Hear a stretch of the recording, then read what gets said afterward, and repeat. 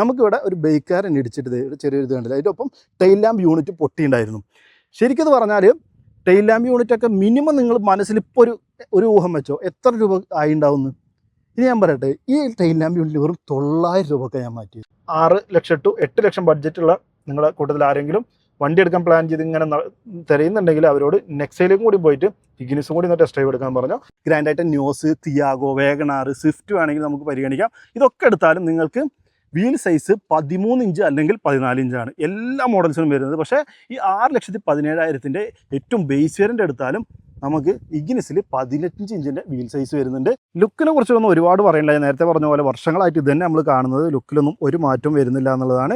പിന്നെ ഒരു കാര്യം പറയാനുള്ളത്, നമ്മളിപ്പോൾ സീറ്റ വേരിയൻ്റ് ആണ് എടുത്തിട്ടുള്ളത്. ഇതിൻ്റെ തൊട്ട് മുകളിൽ ആൽഫ, അതാണ് ഏറ്റവും ടോപ്പിൻ്റെ വരുന്നത്. ഏകദേശം 70,000 രൂപയാണ് ഇതിന് കൂടുതൽ കൊടുക്കേണ്ടി വരിക. ലുക്ക് നോക്കി കഴിഞ്ഞാൽ LED DRലും പ്രൊജക്ടർ ഹെഡ് ലാമ്പും വരും എന്നുള്ളത് മാത്രമാണ് ലുക്കിലുള്ള കാര്യം. പിന്നെ ഓട്ടോമാറ്റിക് AC വരുന്നുണ്ട്, റിയർ വ്യൂ ക്യാമറ വരുന്നുണ്ട്. അങ്ങനെ കുറച്ച് അതായത് 70,000 രൂപ പുറത്തായിട്ടുള്ള ഒരു ഫീച്ചർ അതിലില്ല എന്നുള്ളതാണ് കേട്ടോ മെയിൻ ആയിട്ടുള്ള കാര്യം. ഫുൾ ഓപ്ഷൻ്റെ ലുക്ക് ഇഷ്ടം, ആ ഒരു ഹെഡ്ലൈറ്റ് ഇഷ്ടമുള്ളവർക്ക് മാത്രം അതിലേക്ക് പോകാം. അതല്ലെങ്കിൽ ഇന്നും അന്നും എന്നും സീറ്റ എന്ന് പറയുന്നത് തന്നെയാണ് ഇഗ്നിസിൻ്റെ വാല്യൂ ഫോർ മണി വേരിയൻറ്റ്. പിന്നെ ഒരു 6,17,000 ഇതിൻ്റെ on road price starting. Top end നോക്കുകയാണെങ്കിൽ മാനുവൽ 8,36. ഇനി ഓട്ടോമാറ്റിക്കിലേക്ക് വന്നാൽ ഞാൻ നേരത്തെ പറഞ്ഞ പോലെ ഒരു 8,70,000 ഇതിൻ്റെ ഏറ്റവും top end fully automatic dual tone വരെ നമുക്ക് കിട്ടും. അതിന് മുകളിലേക്ക് വില ഇതിന് വരുന്നില്ല. അതാണ് ഞാൻ പറഞ്ഞ നിങ്ങൾക്ക് 8 ലക്ഷം ബഡ്ജറ്റിലാണെങ്കിൽ നിങ്ങൾക്ക് ഇതിൻ്റെ ഫുൾ ഓപ്ഷൻ കിട്ടും. അപ്പോൾ ആ ഒരു പ്രൈസ് റേഞ്ചിൽ നമ്മൾ നോക്കുകയാണെന്നുണ്ടെങ്കിൽ വരുന്ന വണ്ടികൾ നോക്കുകയാണെങ്കിൽ ഗ്രാൻഡായിട്ട് ന്യൂസ്, തിയാഗോ, വേഗണാർ, സ്വിഫ്റ്റ് വേണമെങ്കിൽ നമുക്ക് പരിഗണിക്കാം. ഇതൊക്കെ എടുത്താലും നിങ്ങൾക്ക് വീൽ സൈസ് 13 ഇഞ്ച് അല്ലെങ്കിൽ 14 ഇഞ്ചാണ് എല്ലാ മോഡൽസിനും വരുന്നത്. പക്ഷേ ഈ 6,17,000 ഏറ്റവും ബേസ് വേരിയൻ്റ് എടുത്താലും നമുക്ക് ഇഗ്നിസിൽ 15 ഇഞ്ചിൻ്റെ വീൽ സൈസ് വരുന്നുണ്ട്. കാണുന്നില്ല, 15 ഇഞ്ചാണ് നമുക്ക് വീൽ സൈസ് വന്നിട്ടുള്ളത്. അതൊരു കിടിലൻ ഫീച്ചറാണ്. പിന്നെ സീറ്റയിലാണ് നമുക്ക് ഈ കാണുന്ന പോലെയുള്ള അലോയ് വീൽസ് വരുന്നത്. പിന്നെ അടി തട്ടുന്ന പ്രശ്നമില്ല. നമുക്കിപ്പോൾ ഒരുപാട് സ്ഥലങ്ങളിൽ റോഡ് പണി കാര്യങ്ങളൊക്കെ നടക്കുന്നുണ്ട്. പക്ഷേ 5 പേര് ഇരുന്ന് ഫുൾ ലോഡായിട്ട് ഇന്ന് യാത്ര ചെയ്താലും അടി തട്ടുന്ന പ്രശ്നം വരില്ല. 180 മില്ലിമീറ്ററിൻ്റെ അത്യാവശ്യം ഉയർന്ന ഗ്രൗണ്ട് ക്ലിയറൻസ് കാര്യങ്ങൾ വരുന്നുണ്ട്. പുഷ് ബട്ടൺ സ്റ്റാർട്ടൊക്കെ ഇതിൽ വരുന്നതുകൊണ്ട് അസിസ്റ്റീവ് ബട്ടൺ കാണാം. റൂഫ് റെയിൽസ് ഇത് സ്റ്റോക്കാട്ടോ, നമ്മൾ 1 രൂപയുടെ ആക്സറിയോ കാര്യങ്ങളോ ഒന്നും ഇതിൽ ചെയ്തിട്ടില്ല. ഡിഫോഗർ, വൈപ്പർ കാര്യങ്ങളൊക്കെ കാണാം. സ്പോയിലർ വന്നിട്ടുണ്ട്. ആക്സറി എന്ന് പറഞ്ഞാൽ ഒരു ക്യാമറ മാത്രം ചെയ്യുന്നുണ്ട്. സീറ്റയിൽ നമുക്ക് റിയർ വ്യൂ ക്യാമറ വരുന്നില്ല. അതൊരു 6,000 രൂപ കൊടുത്ത് അഡീഷണൽ ചെയ്തിട്ടുണ്ട് എന്നുള്ളതാണ്. ഇനി ഒരു ആക്സിഡൻ്റ് ആയ കാര്യം ഞാൻ പറഞ്ഞ് ഞെട്ടിപ്പോയെന്ന് പറഞ്ഞാൽ, നമുക്കിവിടെ ഒരു ബൈക്കാരൻ ഇടിച്ചിട്ട് ചെറിയൊരു ഇത് കണ്ടില്ല. അതിൻ്റെ ഒപ്പം ടെയിൽ ലാമ്പ് യൂണിറ്റ് പൊട്ടിയിട്ടുണ്ടായിരുന്നു. ശരിക്കും പറഞ്ഞാൽ ടെയിൽ ലാമ്പ് യൂണിറ്റൊക്കെ മിനിമം നിങ്ങൾ മനസ്സിൽ ഇപ്പോൾ ഒരു ഊഹം വെച്ചോ എത്ര രൂപ ആയി ഉണ്ടാവുമെന്ന്. ഇനി ഞാൻ പറയട്ടെ, ഈ ടെയിൽ ലാമ്പ് യൂണിറ്റ് വെറും 900 രൂപയ്ക്ക് ഞാൻ മാറ്റിയത്.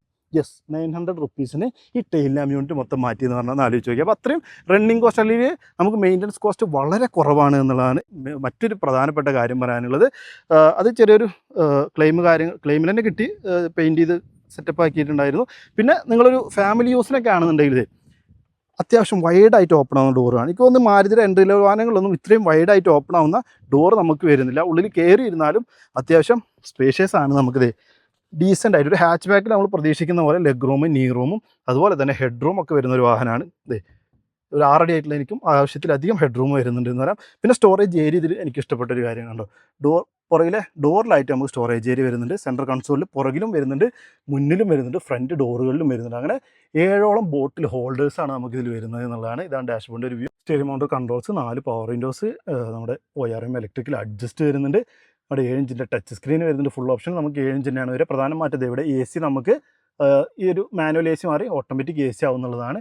അതുപോലെ ഒരു ഡുവൽ ടോണിലെ ഡാഷ്ബോർഡ് കാര്യങ്ങളൊക്കെ. ലുക്ക് എന്ന് പറഞ്ഞാൽ ഇത് ഏകദേശം 80ഓളം രാജ്യങ്ങളിൽ വിൽക്കുന്ന ഒരു ഗ്ലോബൽ പ്രൊഡക്റ്റാണ്. അല്ലാതെ നമുക്ക് ഇന്ത്യക്ക് വേണ്ടി ഇന്ത്യയിൽ ഡിസൈൻ ചെയ്തൊരു വാഹനമൊന്നുമില്ല. അതാണ് ഇതിൻ്റെ ഒരു വ്യത്യസ്തമായിട്ടുള്ളൊരു ലുക്ക് വരുന്നത്.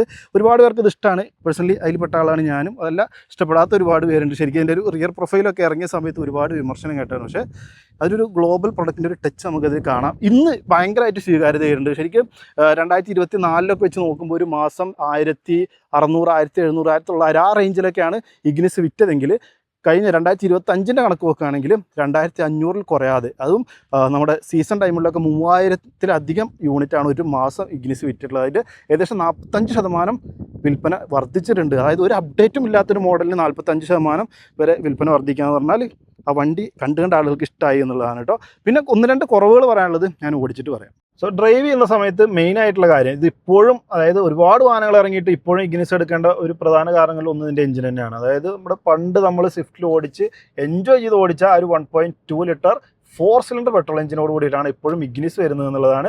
83 പീസാണ് പ്രൊഡ്യൂസ് ചെയ്യുന്ന പവർ. പിന്നെ ലുക്കിൻ്റെ കാര്യത്തിൽ നമ്മൾ മാറ്റങ്ങളൊന്നും അപ്ഡേറ്റ് ചെയ്തില്ല എന്ന് പറയുന്നത് ലുക്കിൻ്റെ കാര്യത്തിലും ഫീച്ചേഴ്സിൻ്റെ കാര്യത്തിലാണ്. എഞ്ചിൻ്റെ കാര്യത്തിൽ അവർ ആവശ്യ സമയത്തൊക്കെ അപ്ഡേറ്റുകൾ ഓരോ കാലത്തിനനുസരിച്ച് വരുത്തിയിട്ടുണ്ട് എന്ന് പറയട്ടെ. അതായത് നമുക്ക് BS 6.2 വന്ന സമയത്ത് നമ്മൾ പുക ടെസ്റ്റ് എടുക്കുന്ന നമുക്ക് എല്ലാവർക്കും അറിയാമല്ലോ, നമ്മൾ വാഹനം നിർത്തിയിട്ടിട്ടാണ് ആക്സിഡൻറ്റ് കൊടുത്തിട്ടൊക്കെ നമ്മുടെ പൊല്യൂഷൻ ടെസ്റ്റ് എടുക്കും.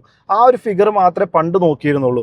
അത് ആ ഫിഗർ തന്നെ, അതായത് ഐഡിയൽ എന്ന് പറഞ്ഞാൽ വളരെ ലോ ആയിരിക്കും എമിഷൻ്റെ ഒരു ഫിഗേഴ്സ് വരിക.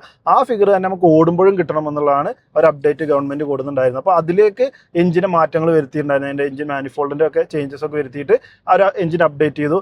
അതിനുശേഷം നമുക്കിപ്പോൾ അറിയാം എത്തനോൾ 20% മിക്സ് ചെയ്തിട്ടാണ് നമ്മുടെ വാഹനങ്ങൾ വരുന്നത്. അപ്പോൾ ഒരു വർഷം 1.5 വർഷം മുമ്പ് തന്നെ ഒരു എത്തനോൾ 20% എത്തനോൾ കൺസ്യൂം ചെയ്യാൻ പറ്റുന്ന അല്ലെങ്കിൽ എടുക്കാൻ പറ്റുന്ന രൂപത്തിലുള്ള എഞ്ചിനാക്കിയിട്ട് തന്നെ മാറ്റി. അങ്ങനെ മെക്കാനിക്കലി വേണ്ട കാലത്തിനനുസരിച്ചുള്ള മാറ്റങ്ങളൊക്കെ ഇഗ്നിസിൽ വരുത്തിയിട്ടുണ്ട്.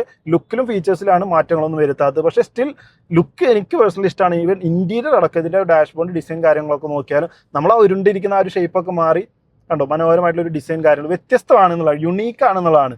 നിങ്ങൾക്ക് പ്രധാനമായിട്ട് ഇപ്പോൾ ഒരു മാസ് കാർ മാർക്കറ്റിൽ നോക്കുകയാണെങ്കിൽ ടാറ്റ ആണെങ്കിലും മാരുതി, ഹ്യുണ്ടായി ഇതുപോലുള്ള വാഹനങ്ങളൊക്കെ ആണെങ്കിൽ ഒരു വാഹനത്തിൻ്റെ അതേ രൂപത്തിൽ തന്നെ അതേ ഡോർ ഹാൻഡിൽസ്, അതുപോലെ നമ്മുടെ പവർ വിൻഡോയുടെ കൺട്രോൾ, ടച്ച് സ്ക്രീന്, സ്റ്റിയറിങ്, ഡാഷ്ബോർഡിൻ്റെ ലേ ഔട്ട്, അങ്ങനെ ഒരുപാട് കാര്യങ്ങൾ അവർ ഷെയർ ചെയ്യും. ഇപ്പോൾ മാരുതിയിൽ നോക്കുകയാണെന്നുണ്ടെങ്കിൽ സ്വിഫ്റ്റും ബലേനോ അല്ലെങ്കിൽ ബലേനോ ഫ്രോങ്സ് ഇതൊക്കെ തമ്മിൽ നമുക്ക് വണ്ടി കാഴ്ചയിൽ ലുക്ക് വ്യത്യാസം ഉണ്ടെങ്കിലും രണ്ടിലും ഉപയോഗിച്ചിട്ടുള്ള ക്ലാഡിങ്ങുകളാണെങ്കിലും അതുപോലെ കൺട്രോൾസൊക്കെ ആണെന്നുണ്ടെങ്കിൽ നമുക്ക് സിമിലർ ആയിരിക്കും. പക്ഷേ ഇഗ്നിസ് അങ്ങനെയല്ല എന്നുള്ളതാണ്. ഇഗ്നിസിൻ്റെ ഡാഷ്ബോർഡ് നിങ്ങൾ വേറെ ഒരു വണ്ടിയിലും കാണില്ല.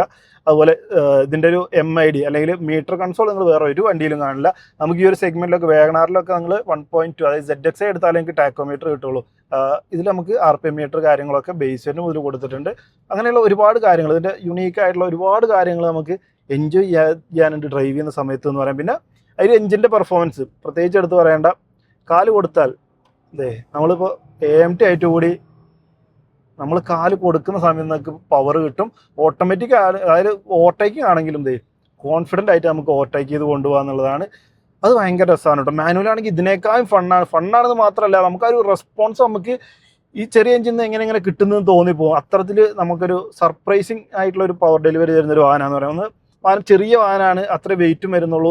അപ്പോൾ അതിനനുസരിച്ചുള്ള 83 PS പവർ പ്രൊഡ്യൂസ് ചെയ്യുന്നത്, അതും ലോ എൻഡിൽ. നിങ്ങൾ ഇതിപ്പോൾ ഓട്ടോമാറ്റിക് ആണ്, മാനുവൽ നിങ്ങൾ ഓടിക്കുന്നെങ്കിൽ നിങ്ങൾക്ക് അടിക്കടി ഗിയർ ഷിഫ്റ്റ് ചെയ്യേണ്ട കാര്യമില്ല. അതായത് നിങ്ങൾ ടോപ്പിലിട്ടാലും നിങ്ങൾക്ക് ചെറിയ സ്പീഡിൽ പോകാനായിട്ട്, എഞ്ചിൻ നോക്കിങ് ഇല്ലാതെ പോകാനായിട്ട് പറ്റും. അങ്ങനെ നല്ല രസമാണ് വണ്ടി ഓടിക്കാനായിട്ടും. 2 കാര്യങ്ങളിലാണ് ഇതിന് നമുക്ക് കുറവ് പറയാനുള്ളത്. ഒന്ന് സസ്പെൻഷൻ, ഞാൻ അത് വാങ്ങിയ സമയത്തും പറഞ്ഞിട്ടുണ്ടായിരുന്നു. ഇപ്പോൾ നിങ്ങൾ കാണുന്നുണ്ടാവും ചെറിയ പാച്ചിലൊക്കെ കയറുമ്പോൾ ആ ഒരു ഷെയ്ക്ക് കാണുന്നുണ്ടാവും. പ്രത്യേകിച്ച് ബാക്കിലിരിക്കുന്നവർക്ക് അത്യാവശ്യം കുലുക്കം കാര്യങ്ങൾ വരുമെന്നുള്ളതാണ്. രണ്ടാമത്തെ കാര്യം എന്ന് പറഞ്ഞാൽ സ്റ്റിയറിങ്ങിൻ്റെ ഒരു ഫീലാണ്.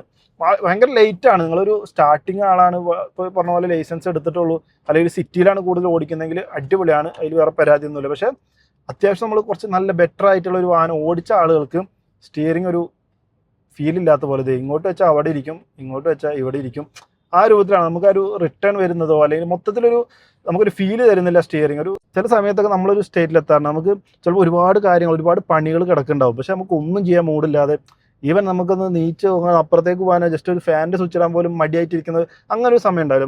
നമ്മൾ ലോ ആയിട്ടിരിക്കുന്ന സമയം. ഇതിൻ്റെ സ്റ്റിയറിംഗ് എന്ന് പറഞ്ഞാൽ എന്നും ലോ ആണ്, എപ്പോഴും ലോ ആണ്. ഇതിൽ ഹൈ ആയിട്ട് വരുന്ന സമയമില്ല എന്നുള്ളതാണ്. ഇത് അങ്ങനെ വെച്ചാൽ അവിടെ ഇരുന്നു കണ്ടോ, ഇങ്ങോട്ട് വെച്ചാൽ ഇവിടെ ഇരുന്നു, അത്രയേ ഉള്ളൂ. അപ്പോൾ അത് മാത്രമേ നമുക്ക് ഓടിക്കുന്ന സമയത്ത് കുറച്ചൊരു മടുപ്പായി തോന്നി. എനിക്ക് പേഴ്സണലി കുറച്ച് അധിക ദൂരം ഓടിക്കുമ്പോൾ എനിക്ക് കൈ കടയുന്ന പോലെ, എനിക്ക് വാഹനം ഓടിക്കുമ്പോൾ ഒരു പ്രശ്നം ഒരു വണ്ടിയിലും തോന്നാത്തതാണ്. പക്ഷെ ഇതിൻ്റെ മാത്രം എനിക്ക് കൈ വിരലൊക്കെ ഭയങ്കര കടയുന്ന പോലെ ഒരു ഫീൽ വരും സ്റ്റിയറിംഗ് പിടിച്ചിരുന്നിട്ട്. അപ്പോൾ അങ്ങനെ ഒരു സംഭവം മാത്രമേ, ഈ 2 കാര്യങ്ങൾ മാത്രം നെഗറ്റീവ് ആയിട്ടുള്ളൂ. പിന്നെ മൈലേജ് നോക്കുകയാണെങ്കിൽ ഇതിപ്പോൾ നമ്മളൊരു ലേഡീസ് യൂസ് ആണ്, എൽബോർഡ് വെച്ചിട്ട് ഓടുന്നതാണ്. അപ്പോൾ അതുകൊണ്ട് ഇതിനിപ്പോൾ ആവറേജ് കിട്ടുന്നത് 14.15 തൊട്ട് താഴെയാണ് നിൽക്കുന്നത്.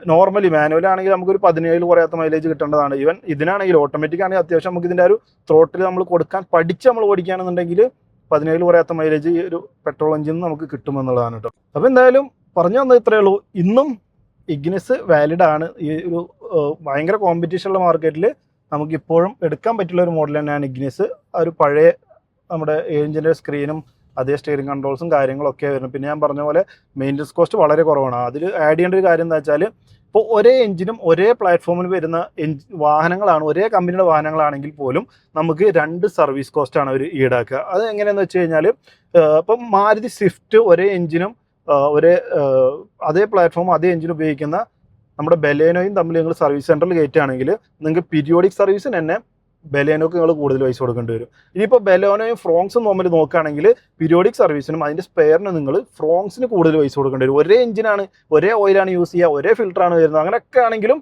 അതായത് വണ്ടി സെഗ്മെൻറ്റ് മാറി അതിൻ്റെ മുകളിലുള്ള ഒരു സെഗ്മെൻറ്റിലേക്ക് പോയപ്പോൾ അതിൻ്റെ സർവീസിനും ആ ഒരു ലെവലിലേക്ക് അവരൊന്ന് പ്രീമിയം ആക്കി വെക്കും. അപ്പോൾ ഇതെന്ന് പറഞ്ഞാൽ നെക്സയിൽ വെക്കുന്ന ഒരു എൻട്രി ലെവൽ വാഹനം. അപ്പോൾ ഇതിൻ്റെ സർവീസും ഇതിൻ്റെ മെയിൻ്റനൻസ് കോസ്റ്റ്, ഇതിൻ്റെ പാർട്സിൻ്റെ കോസ്റ്റൊക്കെ അവർ എൻട്രി ലെവൽ മോഡലായതുകൊണ്ട് തന്നെ ആ ഒരു ലെവലിലേക്ക് സെറ്റ് ചെയ്തിട്ടുള്ളത്. സോ നിങ്ങൾ ഇപ്പോൾ ഒരു 4 സിലിണ്ടർ എഞ്ചിൻ ഉപയോഗിച്ചാലും നിങ്ങൾക്ക് ബലേനോയുടെ അതേ എഞ്ചിൻ ഉപയോഗിച്ച് നമ്മൾ ഓടിക്കുന്നുണ്ട്, അതേ പ്ലാറ്റ്ഫോമിലുള്ള ഒരു വണ്ടിയാണ്. പക്ഷേ അതിൻ്റെ അത്ര മെയിൻ്റനൻസ് കോസ്റ്റോ പാർട്സ് കോസ്റ്റോ ഇതിന് വരില്ല.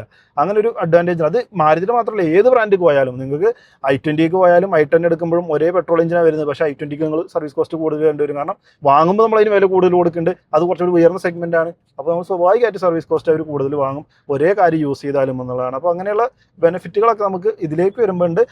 ഡീറ്റെയിൽ ആയിട്ട് പ്രൈസ് ലിസ്റ്റ് ഞാൻ കമൻറ്റിൽ പിൻ ചെയ്ത് വെക്കാം. അപ്പോൾ ഇപ്പോഴുള്ള ഓൺ റോഡ് പ്രൈസ് വിത്ത് നമുക്ക് ഓട്ടോമാറ്റിക് ആണെങ്കിൽ 15,000 രൂപയും മാനുവലിനാണെങ്കിൽ 10,000 രൂപയാണ് ഇപ്പോഴത്തെ ഒരു കൺസ്യൂമർ ഓഫർ വരുന്നത്. വളരെ വളരെ കുറവാണെന്ന് പറയാം. 1 ലക്ഷം വരെ ഓഫറിൻ്റെ വീഡിയോ ചെയ്ത് എനിക്ക് ഓർമ്മയുണ്ട്. അത് ഇപ്പോഴും തമ്മിലിൽ കിടക്കുന്നുണ്ട്. 1 ലക്ഷം ഡിസ്കൗണ്ടിൽ ഇഗ്നിസ് കൊടുത്തിട്ടുണ്ട്. ഇപ്പോൾ 10,000 രൂപ ഡിസ്കൗണ്ട് വരുന്നുള്ളൂ.